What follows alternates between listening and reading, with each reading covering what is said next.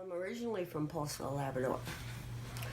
I met Martha Rumbolt, and I've heard of Mud Lake because one of my friends' fathers is originally from here, and I always wanted to come here, just to see what the place looked like. Anyway, I got here, come down in a boat, and I fell in love. It is probably the best kept secret in Labrador. The beauty, the quietness, the animals, the wildlife, unreal.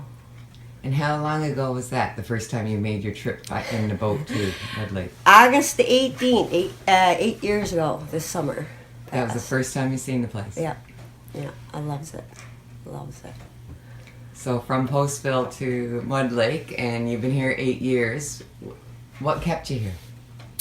I met my husband. And he's just like me. He enjoys the outdoor life, going, traveling. So, and we enjoy working together too. So we actually kind of work side by side too. So that's a bonus. Not too many people can say you actually works next to your husband, but it does happen. Yeah.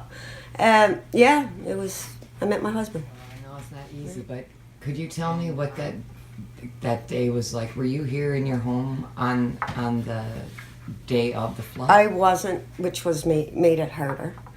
I end up, when the channels rose that day, I was here for that. And that evening, 3 o'clock, I had to go to Valley because my father had to go to St. John's for a hospital appointment.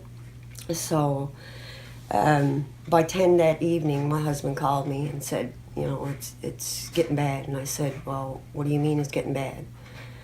And so he explained that it was to the point that it was starting to come up over the banks, and people's houses were actually starting to go under.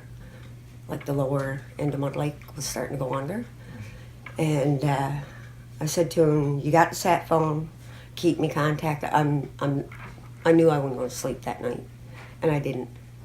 So you were planning on staying over in the valley that evening? It was planned. Okay. Actually, it wouldn't plan until that Friday.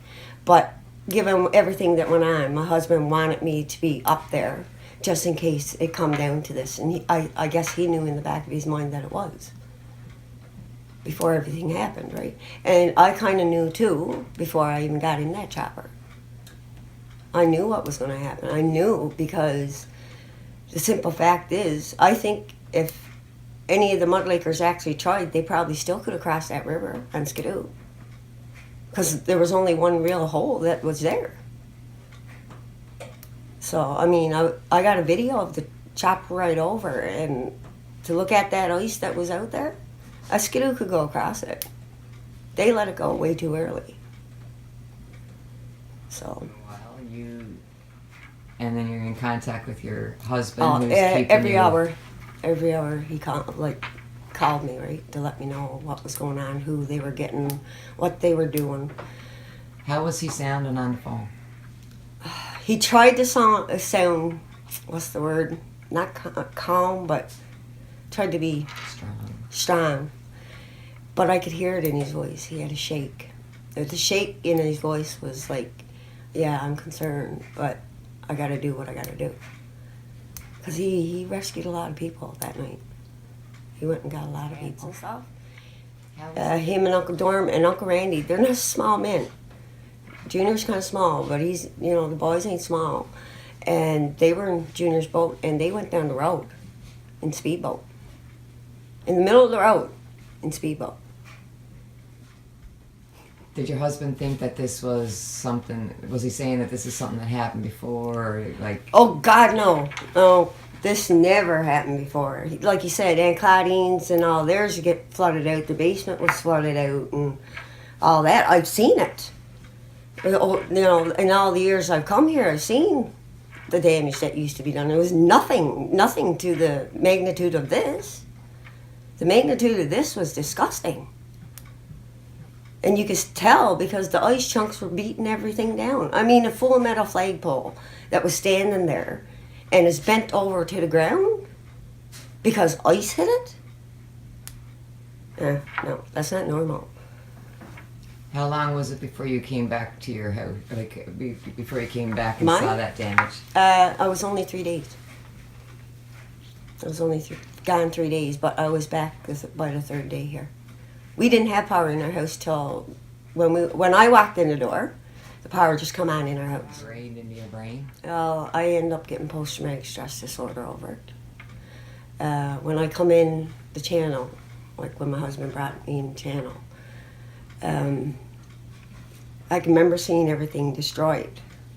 But when I come in the channel and seeing the houses and seeing the damage, it took a big chunk of my heart. And I couldn't sleep at night. I couldn't function. And so I found that I ended up with post-traumatic stress disorder. How's it been since then? How's it been living in Mud Lake It's not since the the same. flood? It's not the same. It'll never be the same. Family ain't home yet. And considering, yes, you know, if you don't want to come back, but Mud Lake is small. Our circle is big. When one hurts, we all hurt. When people wants to be home and can't be home, and got to get repairs, and still, you know, houses rolled off, and they're still not here. It's not going to be the same till they are here.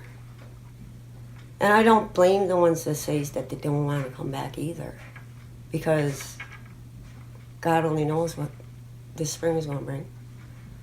Could be a magnitude of destruction, or it might be okay. I don't know. Why do you think this happened? Why? No doubt in my mind, I blame Nalcor. They let that water off too early, and they shouldn't have. I blamed them to the fullest. In all the years I've lived in Mud Lake, the destruction I seen, the ice that I seen, that tore trees over, broke them, pretty much tore the community up. I've never seen ice like that in that channel. And that day, like I said, the water rose in the channel. It was ice coming in there that I've never ever seen come in the channel like that before. You see what you call that melting ice with the crystal in it or whatever. There was nothing like that. It was pure, solid sheets of ice. Come in that channel the day our dock ripped away. So, I want us to separate. I really do. I think it's time. It's high time that we put our foot down and say, you know what, no more. They're tearing us apart. They're tearing our way of life, culture, heritage is almost gone. The next generation is not even going to know what hunting is. Or fishing, never mind trapping. Right? And it's something that I strongly believe in. I think that we should really separate. It's high time. Labrador has more than enough resources to float higher than anyone else. And we're getting it ripped out from under us every day. It's time. It's really time.